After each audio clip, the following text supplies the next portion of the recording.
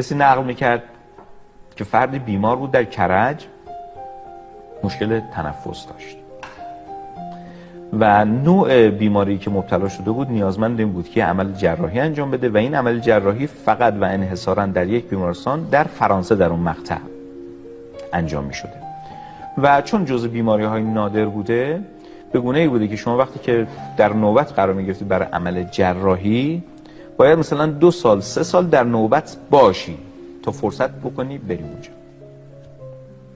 عنایت بهش بکنید. و این آدم در طول این مدت فقط باید با کپسول اکسیژن زندگی کنه تا نوبتش بشه بره عمل جراحی انجام بده، اونم با هزینه فوق العاده بالا که یه روزی این بنده خدا حساب میکرد میگفت اگه مثلا 10 سال شما حقوق کارمندی بگیری جمع کنی میشه پول یه عمل جراحی این آدم.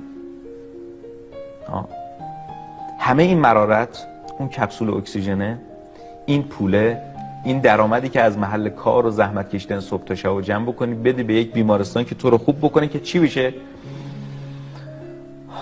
همین نفس راحت بکش، نفسی که من و شما داریم بکشیم، برسه به همین که ما الان داریم، همین که ما الان داریم. ولی بی‌وفاییم، نمیبینیم.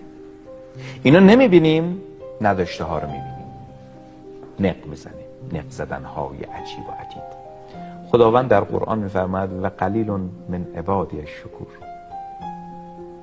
خیلی از بندگان من هستن که فقط شاکرن، کمی از بندگان، اکثرا لایعقل، اهل شکرگزاری نیستن، بی وفان، بی معرفتن. این همه لطف خدا و این همه داده ها رو به ما میده، نمیبینیم. نقل میکنن که یه مردی خیلی نق میزد، خیلی ناسپاس بود، یه شب خوابید، تو خوابش رفت تو آسمونا،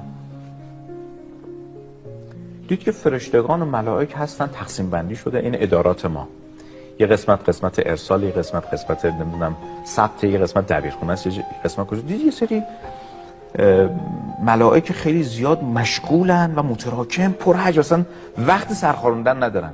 گفتن شما، گفت کار شما چیه؟ گفت چی؟ ما بخش دریافتیم. گفت چی؟ گفت بندگان خدا هر چی که درخواست میکنن میاد اینجا اول پیش ما اینا دریافت میکنیم، ثبت میکنیم که رسید. همه این دعاها، همه این آرزوها، همه این که خدا اینو بده اینو نده.